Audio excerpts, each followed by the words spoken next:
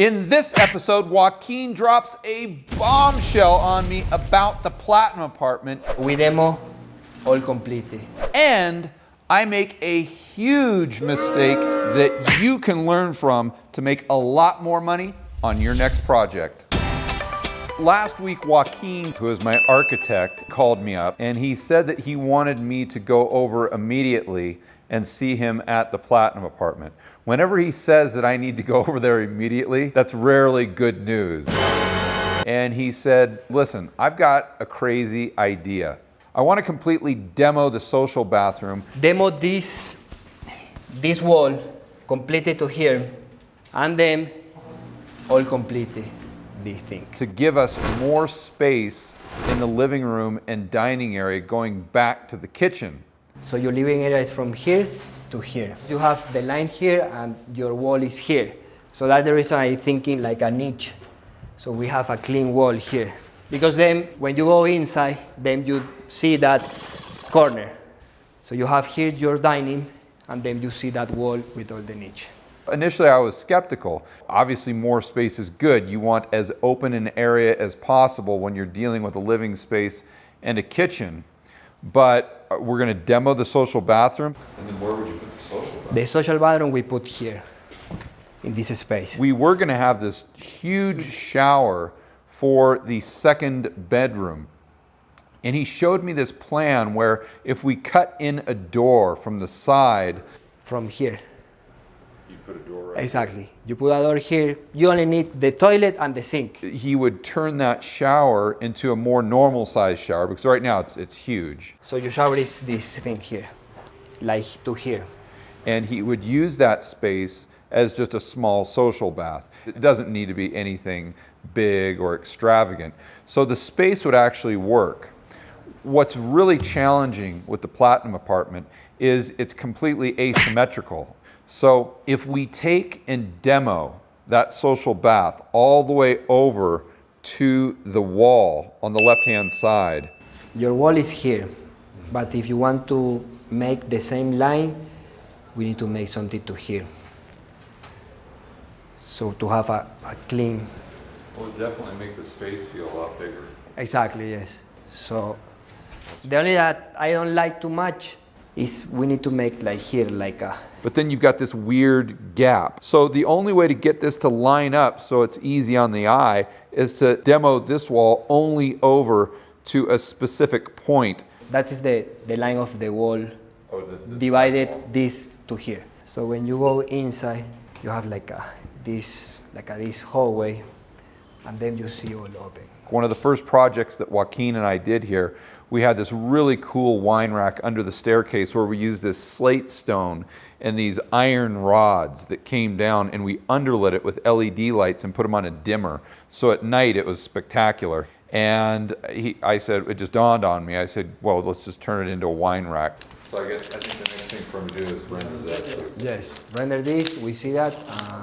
Now that if we make the renders, they can start working in this. Okay. What I want you to learn from this is you always remodel based on the render. You always do that. Because a lot of times you come back in and you see it after they've done the work and it doesn't look as good as it did in your imagination. And we just build to fit that picture. But you need to have a little bit of flexibility with that. A lot of times you think, you know what, it would be better if we did this. And that's what Joaquín, that's the idea that he had, and this is a perfect example of that. But I said, okay, I think this is a good idea. I'm 90% there, but let's have Julio, who's our render guy, let's have him do a render of this so we can actually see it. And then once we see it, then we'll go ahead and approve it. You want to have a very structured plan at the beginning, but don't be too rigid to where you can't make changes along the way. But if you do make changes, make sure that you do a render first, and then if you like the render, and once not only you sign off on it, but whomever else is in your team, then you go ahead and start demoing everything and turning a social bath into a wine rack. The second big event of last week is I got a call from an investor buddy of mine. His name is Drew. He's from Los Angeles, and he's down here buying property. He actually came down here about a month ago and purchased a property that Joaquín showed him. And it's actually a property that I looked at about 3 or 4 months ago and I passed on. It was an area outside of where I typically do business. I normally like to do things within walking distance of a couple main points here in Medellin.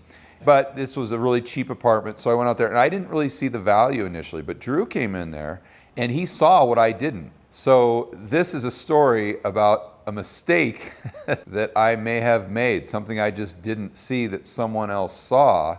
More specifically, they're building a tunnel coming in from the airport. Not too pluggy anymore though, because the new tunnel from here is like 15 minutes. Yeah. So it's just as easy for me to get to the airport from here now. Yeah. In the past, the airport was about a 45-minute drive from downtown Medellin. And they built a new tunnel going directly to the airport that turned that 45 minutes into about 15 minutes. So he saw this as really a long-term play. He's looking at to remodel this, live in it, and then keep it for 5 to 10 years. I look for more short-term stuff. I do more flips. So he has a little bit different time horizon. So that's probably a better lesson, is understanding as an investor what your time horizon is, what your goals are, and then adjusting what you're looking for around what your investment strategy is and around what your goals are. But the key thing is down here, the view's never going to be obstructed. That's the key thing. Yeah, they're not going to build over that. And the most they could do is probably tear down stuff here and rebuild here, but that's not that wouldn't matter. Yeah, exactly. They have a project they're going to do a better here, but it's not big. It's not too big. So this is completely changed. Probably 5 years this is all developed and is. That's a big deal too, because I don't think many people that actually have a view now realize that their view in the next 10 years is probably not going to be there. Yeah. That's why the other day someone asked me that, and I actually told them that I don't mind, actually prefer buying apartments without a view. Yeah. Because you're already getting the discount for no view. Or if you buy something with a view and they build, then you're taking a big hit. Yeah, and they're just not going to do anything because this is a major street, so they can't. Yeah, that's going to stay. and they'd have to have setbacks too. Yeah. He got this amazing property. It's a 2-level penthouse, and it has literally the highest ceilings I think I've ever seen in my life. How high is a normal ceiling, like in the river apartment? Normally ceiling is 210. And how high do you have to that line? That line is 2.46. Yeah. 2.46. But in the middle we make more higher. But what's really incredible is the height of the ceiling, not only from here to here, but from when you're down there. I mean, that is massive. That's got to be 30 feet. Honestly, I don't think I've ever seen ceilings that high. Generally, on a 2-story like this, you've got, vaulted ceilings, of course, but it's vaulted to the lower beam because that top is flat. Here you've got like double vaulted. Yeah. That's really incredible.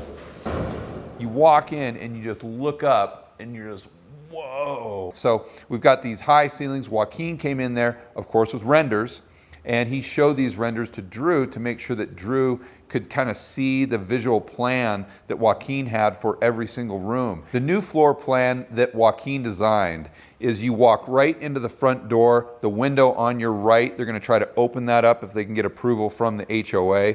Then straight back is gonna be your kitchen. They're gonna demo that wall with the green stuff on it, I think it's wallpaper. And then that terrace on your right-hand side, that is gonna be an extension of the kitchen. It's a really, really neat plan. We're gonna knock this wall too, so you can see from the kitchen into here as well, but it's all glass. And then when you go back on your left, they're gonna turn that into a giant guest room.